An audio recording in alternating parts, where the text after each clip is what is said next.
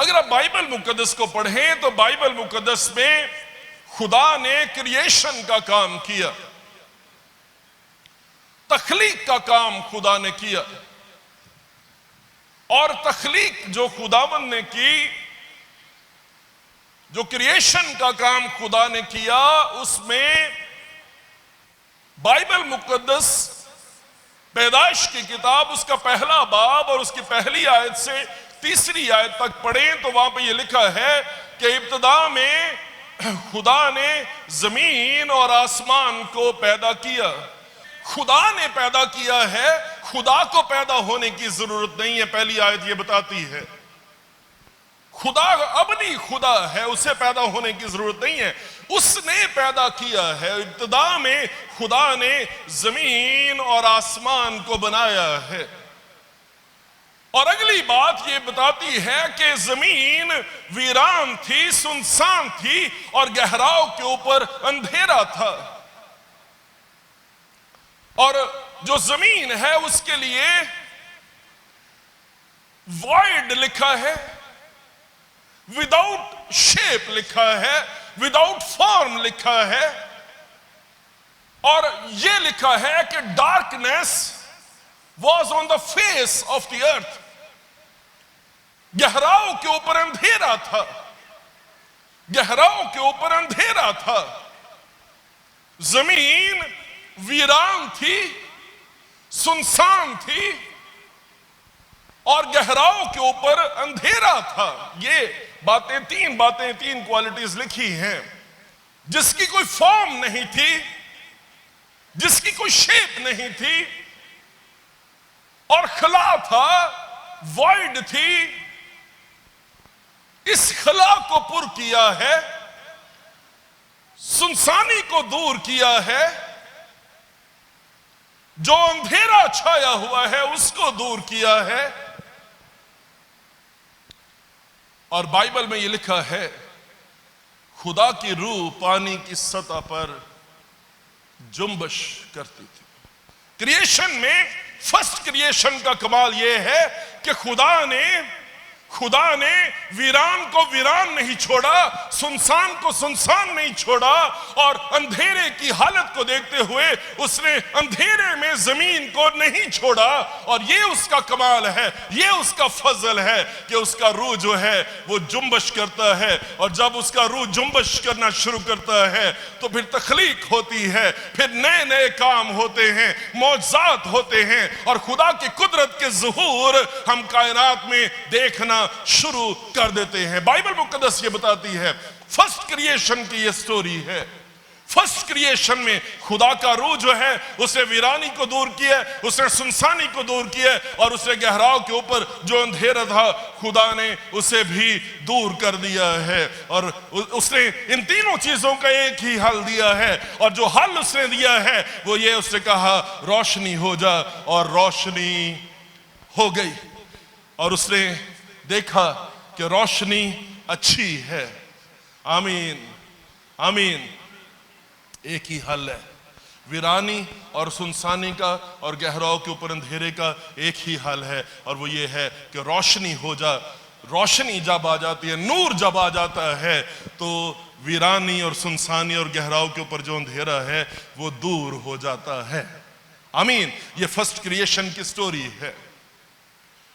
कहीं आप वीरान तो नहीं है, कहीं आप सुनसान तो नहीं है, कहीं आपकी जिंदगी में गहराव के ऊपर अंधेरा तो नहीं है।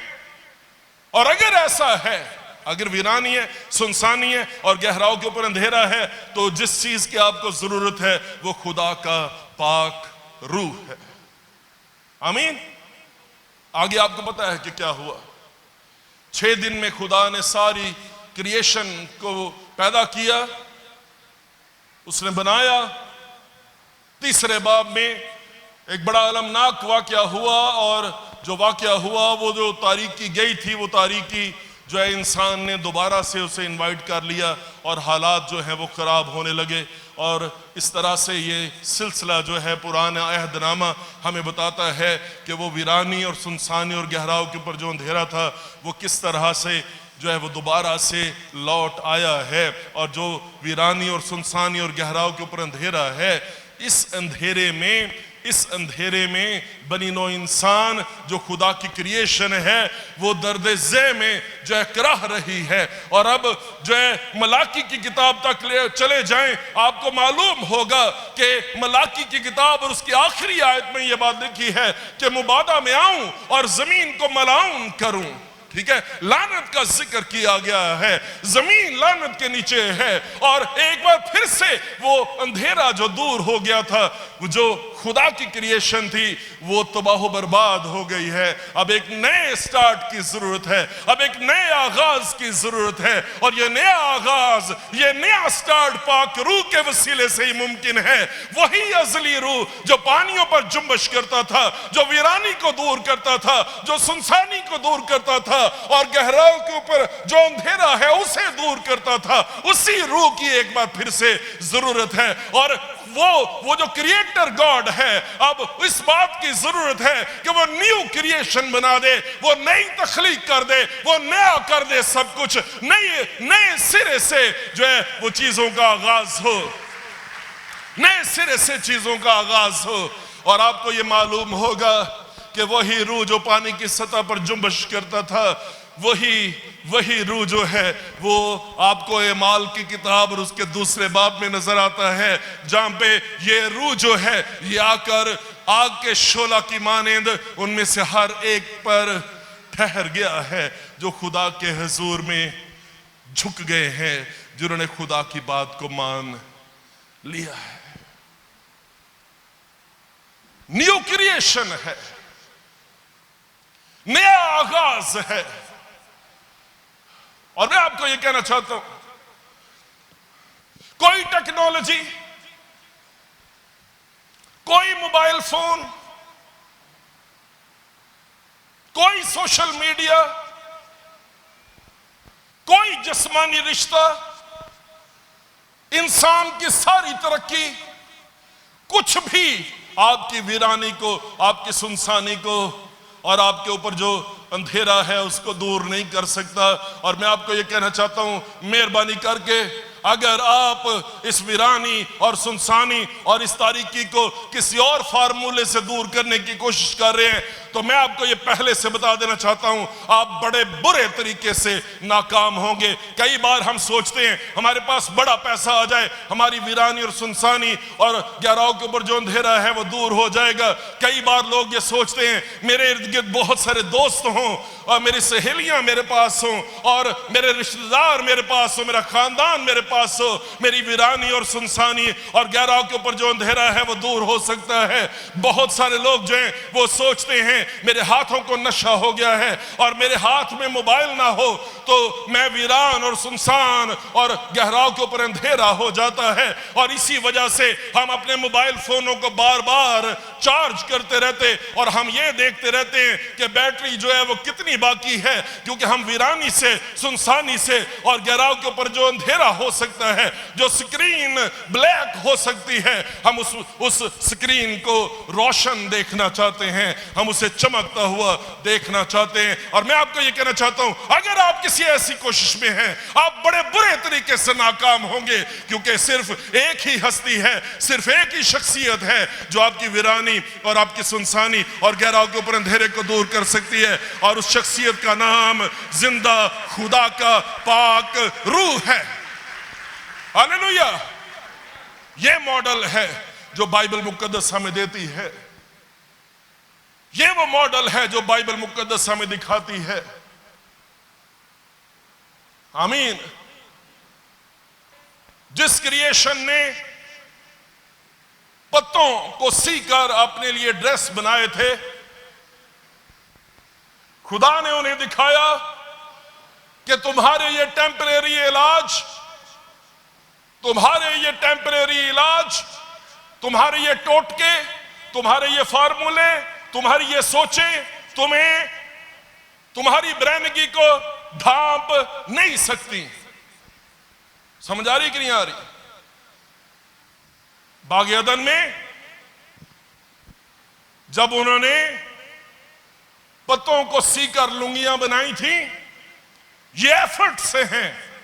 और अगर आप आज कोशिश कर रहे हैं वीरानी और सुनसानी को दूर करने की, और कोई पत्ते सीकर आप ये कोशिश कर रहे हैं कोई जुगाड़ लगा लें, है ना, कोई टाकियां इकट्ठियां कर लिए, आप ये सोच रहे हैं ये टाकी जो है ये मोबाइल फोन की है, ये टाकी सोशल मीडिया की है, ये टाकी जो है ये मेरे नए जेन्युइन चार्जर की है जो फौरन मेरे फोन को रोशन कर देगा, ये टाकी जो है ये मेरे रिश्तेदारों की है, ये टाकी मेरे दोस्त की है, ये टाकी मेरी सहेली की है, ये टाकी मेरी भाई की है, ये टाकी मेरी बहन की है। मैं आपको ये कहना चाहता हूं ये टाकियां जो हैं ये आपको ढांप नहीं सकेंगी, ये आपकी वीरानी, आपकी सुनसानी और गहराव के ऊपर जो अंधेरा है उसे दूर नहीं कर सकेंगी। आप कई बार ये सोचते हैं मैं बहुत ज्यादा कमा लूंगा, एक टाकी मेरे पैसे की है, मेरे पास बहुत सारे रिसोर्सेज होंगे, एक टाकी मेरे रिसोर्सेज की होनी चाहिए। आप ये कहेंगे मेरी मोटरसाइकिल की टैंकी फुल हो और ये टाकी जो है ये मुझे बचा लेगी। मैं आपको ये कहना चाहता हूं आप जितनी मर्जी कोशिश कर लें, ये वीरानी, ये सुनसानी और गहराव के ऊपर ये अंधेरा है ये जा नहीं सकता जब तक बर्रे के खून के वसीले से पाक रूह हमारी जिंदगियों में काम करना ना शुरू कर दे। वही असली रूह, वही असली रूह जो पानी की सतह पर जुम्बश करता था, जो पानियों पर जुम्बश करता था, उसी पाक रूह की आज के इंसान को जरूरत है। और खुदा वापस मुझे और आपको उसी जगह पर ला रहा है जहां से हम भटके थे। अगर हम इतने स्मार्ट होते, अगर हम इतने अपडेटेड होते, अगर हम इतने तरक्की याफ्ता होते, अगर हम इतने डेवलप्ड होते कि हम अपना इलाज खुद कर सकते और हम अपने टोटकों से जिंदा रह सकते, और जो पैराडाइज हमसे छिन गई उस पैराडाइज को दोबारा लेने के काबिल होते, कोई चीज आपको खुदा के साथ मिला नहीं सकती।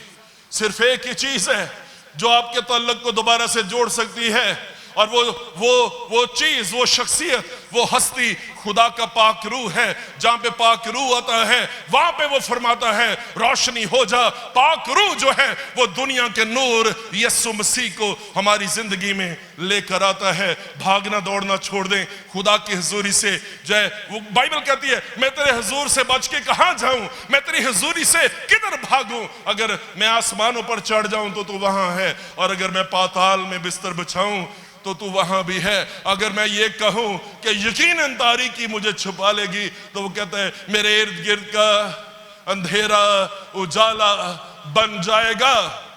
कहां पे भागेंगे आप उससे? ये सुनसानी, ये वीरानी एक ही तरीके से जा सकती है, और वो तरीका ये है उसी अजली रूह को जो फजल से भरा हुआ रूह है, जिसने वीरान को वीरानी में नहीं छोड़ा, जिसने सुनसान को सुनसानियत में नहीं छोड़ा, जिसने गहराव के ऊपर अंधेरे को नहीं छोड़ा, उसी फजल के रूह को अपनी जिंदगी में दावत दे दें और उसे ये कहें खुदा पाक रूह मुझे तेरी जरूरत है और मैं तेरे बगैर जिंदा नहीं रह सकता। उसे कहे पाक रूह मेरी जिंदगी में आ जा, पाक रूह मेरी आंखों को खोल दे, पाक रूह मुझे यीशु मसीह जो दुनिया का नूर है उससे रोशनास करा दे, उससे मेरा तारुफ करा दे, क्योंकि मैं पाक रूह नूर के बगैर मैं हलाक हो जाऊंगा, रोशनी के बगैर मैं मर जाऊंगा और मेरा कोई ठिकाना नहीं है। और बाइबल में क्या काइन ये कहता है मैं जमीन पर खाना खराब और आवारा होऊंगा। पैदाइश की किताब उसका 4था बाब पढ़ ले। जो खाना खराब और आवारा होने की हालत है उससे सिर्फ एक चीज आपको निकाल सकती है, जो वीरान और सुनसान और गहराव के ऊपर अंधेरा है वहां से सिर्फ एक चीज आपको निकाल सकती है, और वो चीज खुदा का पाक रूह है। आमीन। आप अपने घर में दुआ करते, आप घुटनों के बल हो सकते, आप अपने बेड के साथ फर्श पर घुटने टेक सकते और आप ये कह सकते पाक रूह मैं सोने लगा हूं लेकिन तू जागता है, पाक रूह मेरी ख्वाबगाह की हिफाजत कर।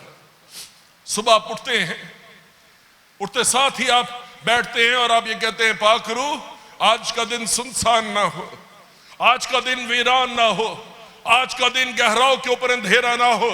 आप सुबह सुबह उठते हैं और आप ये कहते हैं, आपको ये कहना चाहिए, गुड मॉर्निंग होली स्पिरिट, खुदा का पाक रूह मेरे साथ है और आज का सारा दिन बड़ा जबरदस्त गुजरेगा। मेरी जिंदगी में कहीं वीरानी, कहीं सुनसानी, कहीं गहराओं के ऊपर अंधेरा नहीं रह सकता, क्योंकि खुदा का पाक रूह मेरे साथ है।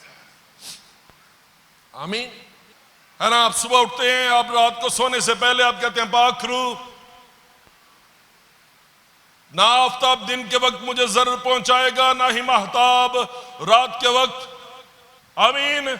आप ये कहते हैं, ना उस वबा से जो अंधेरे में चलती है, ना उस हलाकत से जो दोपहर को वीरान करती है, खुदा का पाक रूह मेरे साथ है और मुझे हर तरह के जो हालात हैं उनमें संभालेगा। और इब्लीस के मंसूबों के मुकाबले में, हर बदरूह के मुकाबले में, हर जादू के मुकाबले में, हर तावीज के मुकाबले में, हर लानत के मुकाबले में मेरे पास खुदा का पाक रूह है, जिसके वसीले से मुझे ब्लेस किया गया है, जिसके वसीले से मुझे अनॉइंट किया गया है। और ये वो पाक रूह है जो मेरे हर हालत में मेरे साथ साथ रहता है। आमीन। नई क्रिएशन में खुदा ने अपना प्लान दे दिया है, खुदा ने अपना एजेंडा बता दिया है। और वो प्लान, वो रोया जो खुदा ने दी है, ये रोया कई दफा हम कहते हैं, मेरी ये रोया है, मेरे ये विजन है, मेरी ये रोया है, मेरा ये विजन है। साइंसदान ये सोचते रहे, ये शुआएं निकलती हैं इंसान की आंखों में से, चीजों पर पड़ती हैं और इस तरह से इंसान को विजन मिलता है। फिर उन्होंने ये अंदाजा लगाया, नहीं नहीं नहीं नहीं, बिल्कुल गलत है ये, क्योंकि अगर हमारी आंखों में से शुआएं निकलती हैं तो फिर अंधेरे में जाके हमें नजर आना चाहिए, क्योंकि ये शुआएं अंधेरे में तो काम करती नहीं। फिर वो इस नतीजे पे पहुंचे कि असल में बात ऐसे नहीं है। बात ये है कि रोशनी मुख्तलिफ चीजों पर पड़ती है और चीजों पर पड़ के रोशनी मुनक्कस होती है और हमारी आंखों पर जो है वो पड़ती है, तो इस तरह से हमें विजन मिलती है, इस तरह से हम देखने के काबिल होते हैं। हमारे पास तो विजन है ही नहीं है। विजन जो है वो असल में रोशनी के सबब से है, रोशनी पड़ती है और वो रिफ्लेक्ट होकर हमारी आंखों में आती है और यूं हम देखने के काबिल जो है वो हो जाते हैं। ठीक है। अब ये रोशनी, अब हुण तुसीं कहोगे पर सब हुण ऐनकां दी दुकान ही खोल लो। ये रोशनी हमारी आंखों में जो रेटिना है उसमें जब इधर उधर पड़ने लगती है तो ये जो ऐनक लगाते हैं ये उस रोशनी को रेटिना के ऊपर जो है वो फोकस कर देता है। ऐसी है दानिश, ऐसी। सो ये रोशनी ठीक जगह पे पड़ेगी तो नजर आएगी, और अगर जहां पे नहीं है वहां पे इधर उधर होगी तो फिर धुंधला धुंधला नजर आएगा। हमारा विजन नहीं है। रोशनी मेरी आंखों में से निकलती नहीं है, मेरे पास विजन नहीं है। रोशनी पड़ती है, मुनक्कस होकर मेरी आंखों पर आती है और यूं मुझे नजर आता है। इस सबब से जो बाइबल मुकद्दस को पढ़े, बाइबल के किसी किरदार का अपना कोई विजन नहीं था सिवाय यीशु मसीह की। आमीन। जो कहता है कि दुनिया का नूर मैं हूं, वही के उसी का विजन हो सकता है ना, किसी और का विजन तो नहीं हो सकता।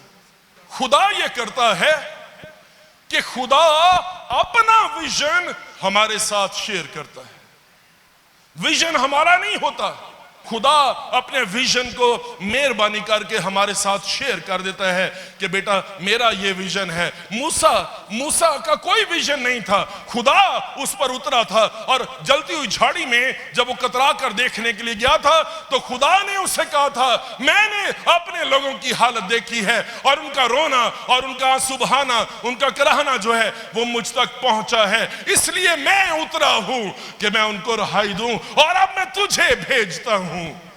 विजन कभी भी हमारा नहीं हो सकता, विजन हमेशा खुदा का होता है।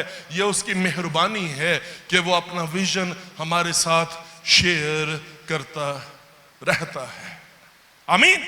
ओके, यहां पे यीशु मसीह ने अपना विजन शेयर किया और उस विजन में उसने इन शागिर्दों को शामिल कर दिया और इनको बड़ी भारी जिम्मेदारी के लिए उसने प्रिपेयर करना शुरू किया।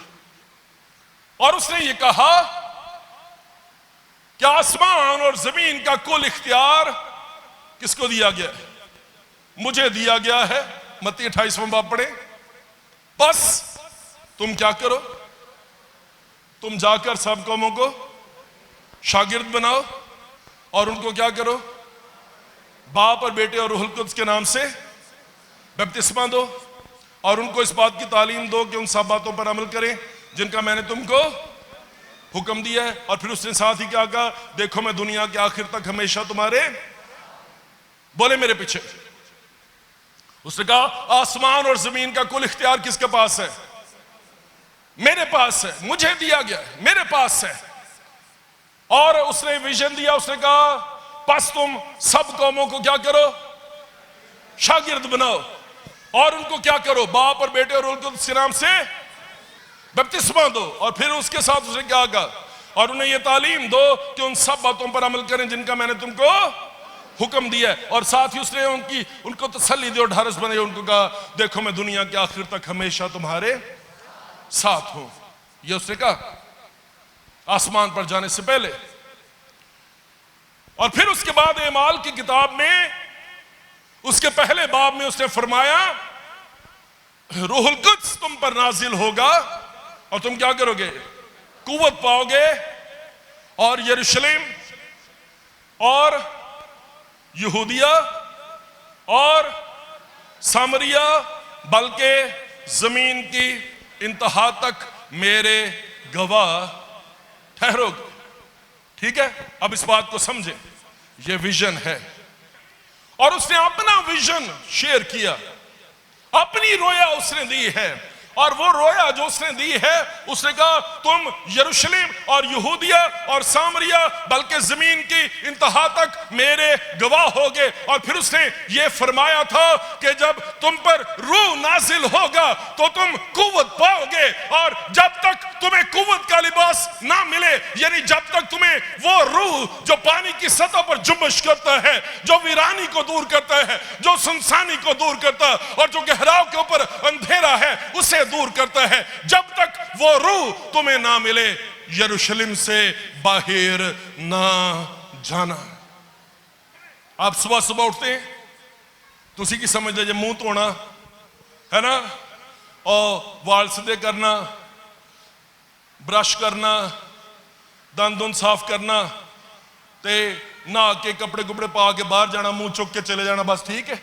नहीं, उसने कहा अपने बेडरूम से बाहर कदम ना रखना जब तक तुम्हें कुव्वत का लिबास ना मिले। और ये जो कुव्वत का लिबास है, ये खुदा का वही पाकरू है जो वीरानी को दूर करता, सुनसानी को दूर करता, जो सारे दिन में तुम्हारी कमाई पर बरकत डाल सकता, हर जगह पर तुम्हें संभाल सकता, हर हादसे से, हर एक्सीडेंट से तुम्हें बचा सकता है। ये वही खुदा का रूह है जो तुमने जमा किया है, उस पर बरकत डालेगा और जो बिखरा हुआ है उसे इकट्ठा करने में तुम्हारी मदद करेगा, हर तुंगड़ी से तुम्हें बचाएगा, हर गंदी तस्वीर से तुम्हें बचाएगा, तुम्हारी आंखों को पाक और साफ कर देगा, और तुम्हें हर एक बुरी औरत से और तुम्हें हर एक बुरे मर्द से बचाएगा जब तक तुम्हें कुव्वत का लिबास ना मिल जाए।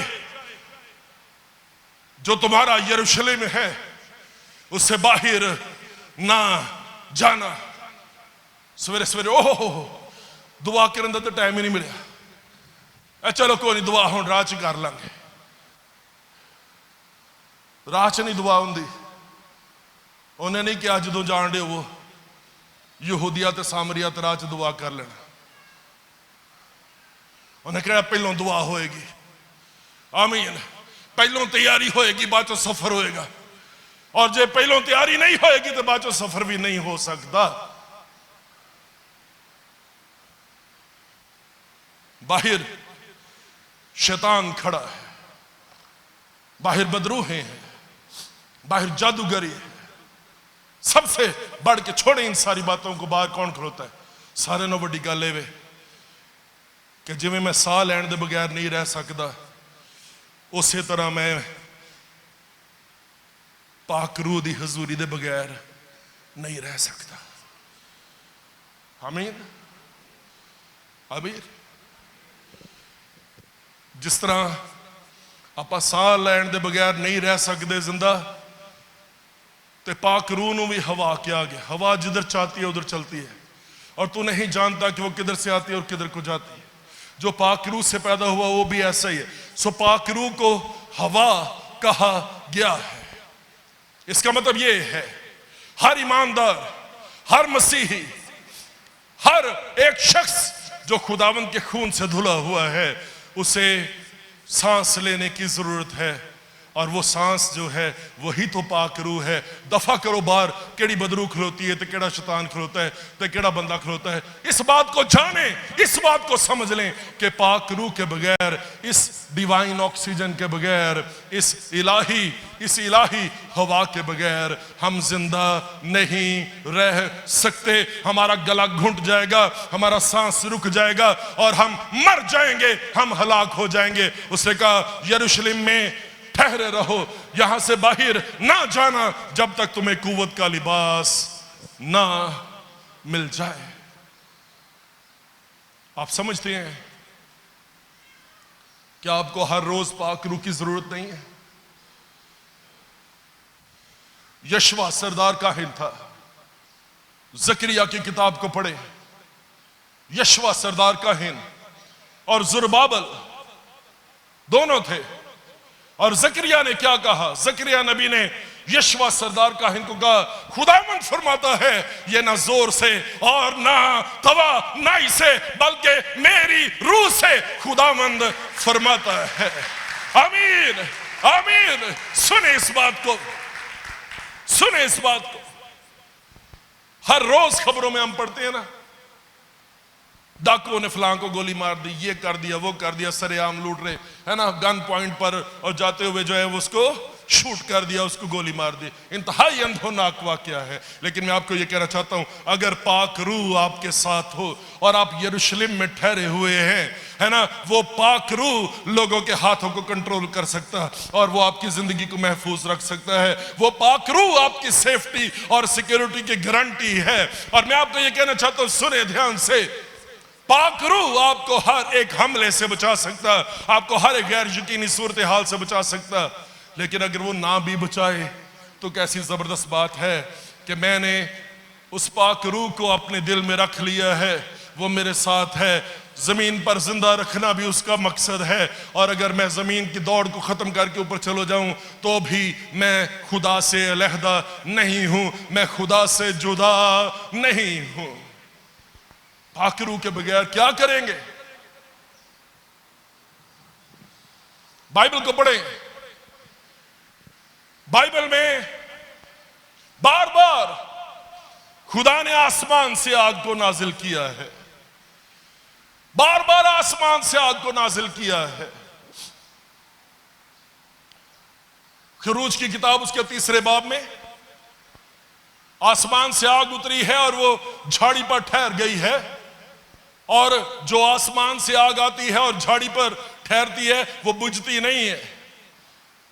अगर आप झाड़ी हैं और आप पर पाक रूह की आग आसमान से उतर आई है और आप सोचते हैं पेट्रोल 210 रुपये हो गया, घबराए ना। अगर पेट्रोल 510 रुपये भी हो जाए और खुदा की फेवर, खुदा की बरकत, खुदा का मसा, पाक रूह की आग आपकी जिंदगी में है और आप यरूशलेम से तैयार होकर निकले हैं, आप यरूशलेम से खुदावंद की कुव्वत का लिबास लेकर निकले हैं, जितनी भी महंगाई कर दे आपका बुझा नहीं सकती, क्योंकि खुदा का पाक रूह आपके साथ है।